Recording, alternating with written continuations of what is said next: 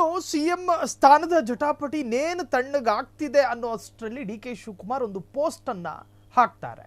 ಕೊಟ್ಟ ಮಾತನ್ನ ಉಳಿಸಿಕೊಳ್ಳೋದೇ ಶಕ್ತಿ ಎನ್ನುವಂತಹ ಪೋಸ್ಟ್. ಆ ಪೋಸ್ಟ್ ಹಾಕಿದ ನಂತರ ಡಿ ಕೆ ನಿವಾಸಕ್ಕೆ ಅನೇಕ ಶಾಸಕರು ಬರೋದಕ್ಕೆ ಶುರು ಮಾಡ್ತಾರೆ.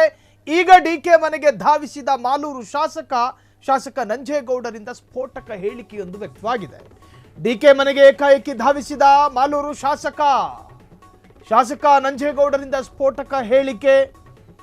ಕಾನೂನು ಸಮರದಿಂದ ಚೇತರಿಸಿಕೊಂಡಿರುವ ನಂಜೇಗೌಡರು ನಾವು ಅವರ ಪರ ಇವರ ಪರ ಅಲ್ಲ, ನಮಗೆ ಮುಖ್ಯ 2028ಕ್ಕೆ ಚುನಾವಣೆ ನಡೆಸೋದು, ಯಾರ ನೇತೃತ್ವದಲ್ಲಿ ಅನ್ನೋದು ಪ್ರಶ್ನೆ. ಶಾಸಕರು ಅಧಿಕ ಪ್ರಸಂಗ ಮಾಡಬಾರ್ದು, ಅಂದ್ರೆ ಈ ವಿಚಾರದಲ್ಲಿ ಶಾಸಕರು ತಮ್ಮ ಅಭಿಪ್ರಾಯಗಳನ್ನು ವ್ಯಕ್ತಪಡಿಸಬಾರ್ದು ಅಂತ. ಹೈಕಮಾಂಡ್ ಅಂತಿಮ ನಿರ್ಧಾರ ಹೇಳೋವರೆಗೂ ಕಾದುಕೊಂಡು ಕೂತಿರಿ. ಮಾಲೂರು ಶಾಸಕರಿಂದ ಡಿ ಕೆ ಮನೆಯಿಂದಲೇ ಸ್ಫೋಟಕ ಹೇಳಿಕೆ. ಇದು ಮಾಲೂರಿನಲ್ಲಿ ಕೂತ್ಕೊಂಡು ಹೇಳಿದ್ರು ಕೂಡ ಇದು ಅಷ್ಟರ ಮಟ್ಟಿಗೆ ಸಂಚಲನ ಆಗ್ತಾ ಇರಲಿಲ್ಲ. ಡಿ ಕೆ ಅಧಿಕೃತ ನಿವಾಸಕ್ಕೆ ಮಾಲೂರು ಶಾಸಕರು ಅನರ್ಹರಾಗಿ ಅದಾದ ನಂತರ ಕಾನೂನು ಸಮರ. ಈಗ ಅವ್ರನ್ನ ಹಾಲಿ ಶಾಸಕರು ಅಂತ ಹೇಳೋದಕ್ಕಾಗಲ್ಲ, ಕಾನೂನು ಅಂಗಳದಲ್ಲಿರೋದ್ರಿಂದಾಗಿ ಪ್ರಕರಣ ಇನ್ನು ಫಲಿತಾಂಶವೂ ಕೂಡ ಕಾನೂನು ಅಧೀನದಲ್ಲೇ ಇದೆ, ಇದು ಪ್ರಕಟ ಆಗಿಲ್ಲ. ಸೊ ಅವರು ಏಕಾಏಕಿ ದಿಢೀರ್ ಅಂತೇಳಿ ಡಿ ಕೆ ಅಧಿಕೃತ ನಿವಾಸಕ್ಕೆ ಹೋಗ್ತಾರೆ. ಡಿ ಕೆ ನಿವಾಸದಿಂದಲೇ ಒಂದು ಸ್ಪಷ್ಟೀಕರಣವನ್ನು ಕೊಡ್ತಾರೆ. ನೀವು ಯಾಕೆ ಬಂದ್ರಿ ಅನ್ನುವಂಥ ಪ್ರಶ್ನೆಗೆ ನನಗೆ ಮಾಲೂರಿನ ಅಭಿವೃದ್ಧಿ ಬಗ್ಗೆ ಮಾತನಾಡಬೇಕು, ಅಲ್ಲ ಸಿಎಂ ಸ್ಥಾನದ ಜಟಾಪಟಿ ಬಗ್ಗೆ ಏನು ಹೇಳ್ತೀನಿ ಅಂತ ಕೇಳಿದ್ರೆ ಹೇಳೋದಕ್ಕೂ ನಾವ್ಯಾರು? ಈ ಶಾಸಕರು ಅಂದರೆ ಸಿದ್ದರಾಮಯ್ಯರ ಸರ್ಕಾರದ ಶಾಸಕರುಗಳು ಅಭಿವೃದ್ಧಿಯ ಕಾರ್ಯಗಳನ್ನು ಮಾಡಬೇಕೆ ಹೊರತಾಗಿ ಹೈಕಮಾಂಡ್ ತೀರ್ಮಾನ ಆಗುವ ವಿಚಾರದ ಬಗ್ಗೆ ಮಾತನಾಡಕೂಡ್ದು. ಈಗಾಗಲೇ ಹಲವರಿಗೆ ನೋಟಿಸ್ ಬಂದಿದೆ.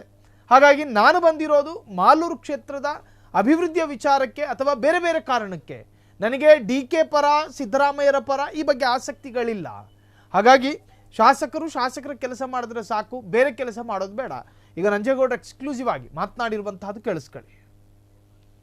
ಡಿ ಕೆ ಶಿವಕುಮಾರ್ ನೇತೃತ್ವದಲ್ಲಿ ಸರ್ಕಾರ ಬರಬೇಕಾಗ್ತದೆ. ನನ್ನ ಪ್ರಕಾರ ಗೊಂದಲನೇ ಇಲ್ಲ. ಈ ಮಾಧ್ಯಮವರೇ ಗೊಂದಲ. ಸಚಿವರು ಕೂಡ ಮಾತಾಡಬಾರ್ದು. ಯಾರಾದ್ರೆ ಮಾತಾಡಿದ್ರೆ ನಾನೊಬ್ಬ ಶಾಸಕನಾಗಿ ಹೇಳೋದಂತದ್ದು. ಹೈಕಮಾಂಡ್ ಕಾಂಗ್ರೆಸ್ ಪಾರ್ಟಿ ಮುಖ್ಯಮಂತ್ರಿಗಳು ಹೇಳ್ತಾ ಇದ್ದಾರೆ, ಉಪಮುಖ್ಯಮಂತ್ರಿಗಳು ಹೇಳ್ತಾ ಇದ್ದಾರೆ, ಹೈಕಮಾಂಡ್ ತೀರ್ಮಾನಕ್ಕೆ ನಾವು ಬದ್ಧವಾಗಿದ್ದೀವಿ. ಬೇರೆ ಬೇರೆ ಏನೋ ಮಾತಾಡೋದು ಸರಿ ಇಲ್ಲ. ನಾನು ಕಾಂಗ್ರೆಸ್ ಪರ. ಹೈಕಮಾಂಡ್ ಏನ್ ತೀರ್ಮಾನ ತಗೊಂಡು ಅದ್ರ ಪರ. ಹೈಕಮಾಂಡ್ ಏನ್ ತೀರ್ಮಾನ ಸಿದ್ದರಾಮಯ್ಯ ಮುಂದುವರಿಯಲಾದ್ರೂ ಓಕೆ, ಇಲ್ಲ ಅಂದ್ರೆ ಡಿ ಕೆ ಶಿವಕುಮಾರ್ ಅವ್ರನ್ನ ಮಾತು ಕೊಟ್ಟಿದ್ವಿ ಮಾಡಬೇಕು ಅಂದ್ರೂ ಓಕೆ. ನಾನೊಬ್ಬ ಶಾಸಕ. ನಾವು MLAಗಳು ಏನು ಕೆಲಸ? ಸರ್ಕಾರ ಇದೆ, ನಮ್ಮ ಕ್ಷೇತ್ರ ಡೆವಲಪ್ಮೆಂಟ್ ಮಾಡಿಸ್ಕೊಬೇಕು ಅಲ್ವಾ? ಪರ ಆಗಿ ನಾವೇನಾಗಬೇಕು? ನಮ್ಮ ಕಾಂಗ್ರೆಸ್ ಪಕ್ಷ ಯಾವ ಗೊಂದಲನೂ ಇಲ್ಲ.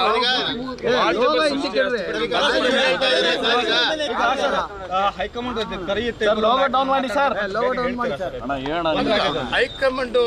ನಾಯಕರಲ್ಲಿ ಕರೆದು ಹೋಗ್ಲೇಬೇಕಲ್ಲ. ನನ್ನ ಪ್ರಕಾರ ಹೈಕಮಾಂಡ್ ಇದಕ್ಕೊಂದು ತೆರೆ ಎಳಿತದೆ. ಬೇಗ ಹೇಳಿದ್ರೆ ಒಳ್ಳೇದು ಅಂತ.